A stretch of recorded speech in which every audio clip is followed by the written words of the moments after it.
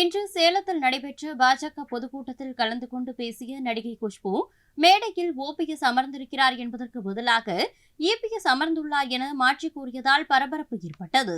பின்னர் நிலைமையை சமாளித்து ஓபிஎஸ் என கூறினார்.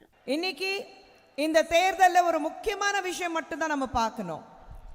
நிச்சயமாக சென்ட்ரல் பொறுத்த வரைக்கும் அப்கி பார் 400 பார், இந்த முறை நிச்சயமாக 400 தாண்டிய என்டிஏ கவர்மெண்ட் இருக்க போது. ஆனா பிரதமர் மோடி அவர்கள் சொல்லும் போது தமிழகத்திலிருந்து எத்தனை சீட்கள் நம்ம ஜெயிச்சுட்டு அவர் கையில கொடுக்க போறோம், அது நம்ம கையில தான் இருக்கு.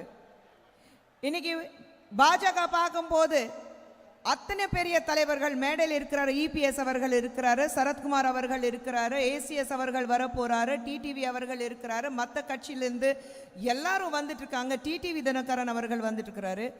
இன்னொன்று மற்ற இடத்துல நீங்க பார்த்தீங்கன்னா வேற கட்சியிலிருந்து பாஜக வந்து இணைகிறாங்கன்னா அதுக்கு காரணம் வந்து இந்த நாட்டுக்கு நல்லது யாராவது செய்ய முடியும்னா அது மோடி அவர்களால் மட்டும்தான் நல்லது செய்ய முடியும்.